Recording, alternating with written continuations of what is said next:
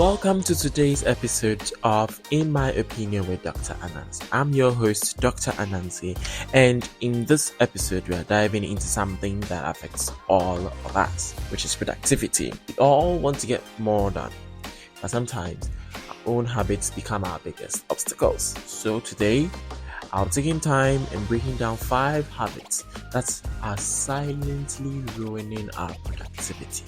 Silently in the sense that we are not realizing that it is actually ruining our productivity. I think also in a sense, deep down we know it is the reason that our productivity is low, but due to laziness, due to whatever it is that it is due to, which we like in a sense, we are not ready to work on our productivity. So today we are not going to hold back on reaching our goals anymore.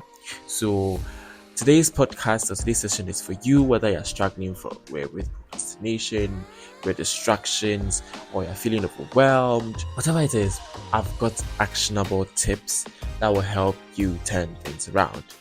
So let's get started and take your productivity to the next level.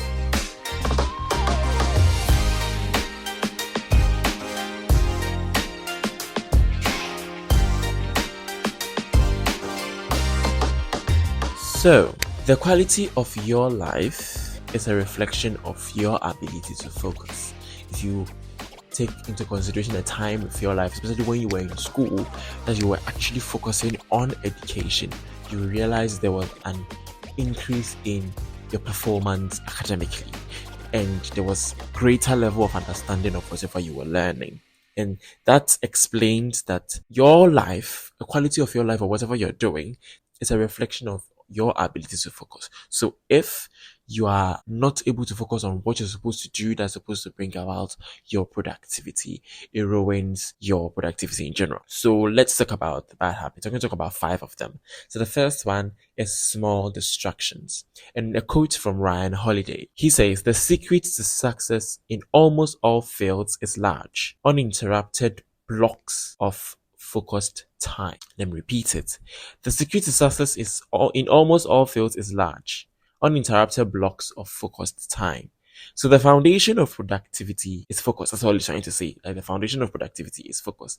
And focus is kind of like the surface of water. Even a small stone, even a small pebble can disrupt it. So you need to create an environment to serve you. Don't let you serve the environment. You need to create an environment that serves you. For example, for me in SHS, I remember I was finding it difficult learning in noise. Especially during prep, everybody's talking. But there was this particular boy, Paul Baka. He's Dr. Med Paul Baka. He would be silently learning in all the noise, and at the end, his academic performance is off the charts. Like, I was always wondering, how is this boy doing it? So I tried it myself. And that's when I got to understand that when you decide to focus on something and you avoid distractions, it works for you. Nothing can distract you, nothing can interrupt your focus. With this, you will need to you need to note a thing or two to be able to make sure it works. So you need to identify your distractions. So in most cases in this modern era, it is our phones. So you need to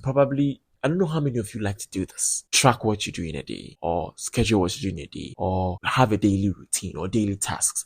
Most of us don't know how to do it. Most of us don't know how to sit down to write it because they feel like, why should I do it? But then when you actually take your time to do these things, it actually helps you put your daily activities in a bit of an order, and it helps you to increase productivity because you are allocating time for certain things. So you can track what you do for one day. You note down every activity and the time that you spend on it. Then you should know that with time, there are some cases that you need to adjust. With time, you realize that you've allocated 2 hours for something, but I actually did it in 30 minutes. So you need to be able to adjust certain things so that you can stay productive. If it's your phone that is worrying you, I don't know about Android, I'm sorry, but for iPhone, you can set your screen time as to how many hours the phone should allow you use certain apps within a day. You can set a screen time for that so that you will be forced to not to use those apps during the times that you're supposed to be concentrating on your productivity. Else, post your productive hours, the time that you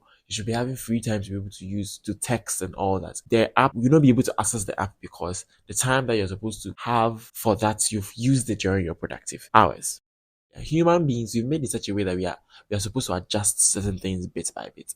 If there's an abrupt change, our system breaks down. So gradual adjustment is always the best. So you need to reduce whatever distraction it is, not to totally eliminate.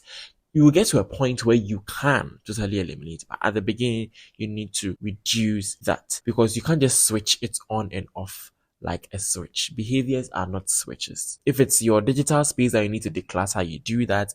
If you need to keep only the notifications that you need on, you do that. If you need to put your phone in focus mode or you put a phone in a different room so you can focus on what you're doing and work hard, then you can do that.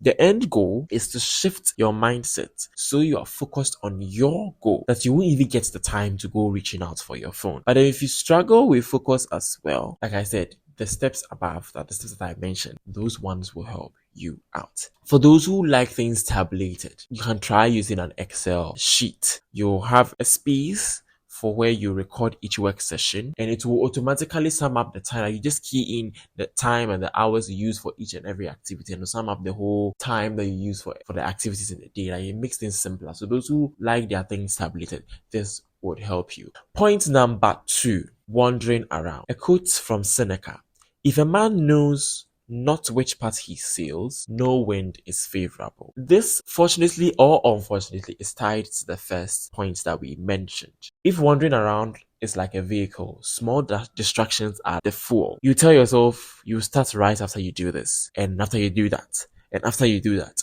and after, before you realize it's already evening. So the simplest way to avoid wasting time is to create a plan and schedule, like I mentioned before. But then let us note that every idiot can do that. The hard part is actually sticking to it. So how do you make it easier for you? You need to plan for realistic circumstances. Don't be planning for dreams. I remember, I think early this year, I think my first episode this year, I did talk about planning for the year. Plans should be realistic. You don't expect to be able to meet up with all your plans at the end of the year. No, changes will come. And then if you put in the work, you realize that you'll be able to do some of the things that you're able to do in a year towards your plans. And it puts your plans in a more achievable perspective than before.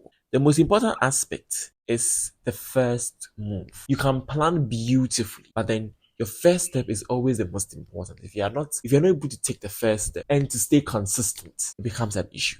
Your whole plan, your whole dream, everything comes crumbling down. Then you need to adjust. I think I mentioned this like I said, this second point is kind of tied to the first point. You need to adjust. If your initial system of planning and doing things doesn't work, you need to change it. So it will change with time in the journey. As you progress, you realize new things. You realize you need to put certain things need to be more prioritized than others. And you need to set time blocks. Certain time for activities, it helps because it makes you push yourself to do that work within a specific amount of time and not lazy about it and feel like you have time to do things. You should have breaks. Rest is very important. You don't need to power through it all with no breaks. You break down. So you need to have breaks to rest.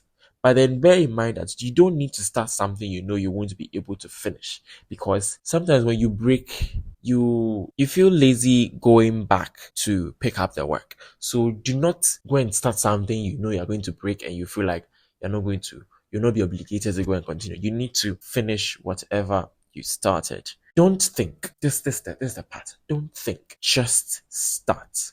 Sit down. Start doing the most important thing of the day. Get to it. When you start and you put your mind to it, you will definitely finish. Point number 3. Too much theory, not enough practice. So great Confucius says, practice without knowledge is dangerous. So you need to balance. We see a lot of people reading books, but they never apply these books in their lives, because I've seen people reading the 48 books of 48 laws of power, staying in the midst of idiots. Like some very, very good books out there. But these people never apply what is written in the books in their lives. So then why are you reading the books? Waste of time. So real learning, it happens through doing. So real learning cannot happen without doing. So a strong foundation is let us know that a strong foundation of knowledge is valuable. But then there comes a point where the more knowledge you accumulate, it becomes counterproductive, because you have so much knowledge, yet you're not dispensing it. You're not using it. It is not going anywhere. It is just sitting there. And you are forgetting. That's the funny thing. You are forgetting. because yeah, it's not being applied, you tend to forget. So, as with the many things in life, the key is balance. The most successful people are really those who wait for perfection. That's if you want to start something. Before I started this podcast, I listened to a podcast where the host was like, you don't need to get the perfect mic, you don't need to get the perfect studio, you don't need to get the perfect environment. You just need to start. When you start, you will find your way out. I started this podcast with my phone as my microphone, and now I have a microphone, a proper microphone that I'm using. So you always need to start. You figure things out along the way. This is usually faster this way. And let us always know that knowledge without action is like a fancy car with no gas or no fuel. It goes nowhere. Now, multitasking. People love the idea of multitasking. Jeremy Clarkson says multitasking is the ability to screw everything up simultaneously. People love multitasking, thinking we can do everything at a go. We can do this, we can do that, we can do that. Even those who multitask, those who are good at multitasking, if you sit down and ask them, they're not actually multitasking. They're actually doing things in a sequential order. It looks like they're doing three things at the same time. No, they're doing three things in an order within a set time. That is proper multitasking. It tends to give you the illusion. Those who think multitasking like are doing this, you're doing this, you're doing three things at the same time. It gives you the illusion of faster progress, but it's actually slower in reality. Multitasking is actually the proper multitasking. It's doing a lot of things in a sequential order. Those who are good at it are actually doing things in a certain order. You're doing this, you're doing that, you're doing that. But it is in an order. They're not mixing it. They're not doing a little bit of this, and a little bit. No, they're doing this to a point where we've done it to a point where we can break on that. Then we move on to the next thing. So it is not tiny bits or invaluable bits of everything. So you always need to focus on one thing at a time. Make sure you work on that thing till a point where you be like, it has reached a proper valuable or maturation point before you move on to the next thing. The last point we're going to talk about is scrolling the first thing you do after you wake up. Mark Mason says action isn't just the effect of motivation, it's also the cause of it. So the easiest way to ruin your day, if you've noticed, the days that go very bad for you are the days that you have the slowest of mornings. And what do I mean by the slowest of morning? When you get up in the morning, the first thing to do is to take your phone. Let's try this just for one. When you wake up in the morning, first thing you do, if you're a religious person, say your prayers. Then the next thing you do, try and exercise. This is not just from a healthy or a doctor point of view. This is to make the best of your day. The first thing you do after you've prayed, try and exercise. Do a little workout, whether you're going to do a little jogging, you're going to do some press-ups, you're going to do some sit-ups, whatever, just try that. Take your bath, then you can pick your phone. You'll find that try that for just 1 week. You realize how healthy your mind suddenly feels, how focused you suddenly are for the week ahead, for the day ahead. And you are very, very, very efficient during that day. Grabbing your phone, the first thing you do after opening your eyes, checking Instagram, Twitter, Facebook, checking some fast food things on YouTube. By the time you realize about 2 hours have passed and you're still in bed. Like you've not done anything. So after doing that, now you are going to start your day. So now your brain is going to run like a rusty engine because it hasn't been polished, it hasn't been oiled, it started with unhealthy things in quotes. That's what you started your day with. But if you start your day with things that keep your brain hot. I know people who wake up in the morning after having their morning devotion. They sit down and they read. They don't pick their phones, they read. And that's very good. They read for like 30 minutes. It's very good. Try that for a week. If you can't do the exercise bit, try the reading aspect. And you realize that your week, your day looks different, presents differently. And that's like very good. So that is all that I'm going to talk about for today, and I hope you learned a lot today. So I'm going to give you a bit of a bonus advice. Don't work when you're too tired. Like I said, breaks are very important. Just go to sleep. The quality of what you do when you're so tired will be so bad that you would have wished that you slept. So sleep, get enough energy, or rest, take a break, Get enough energy, get back to whatever you're doing, and you realize that at the end, you get quality stuff within the right amount of time. Thank you for joining me today. I hope you learned a lot. Kindly share with your friends, your family, and everyone so they can also put a thing or two in their pocket. See you again next week. Bye.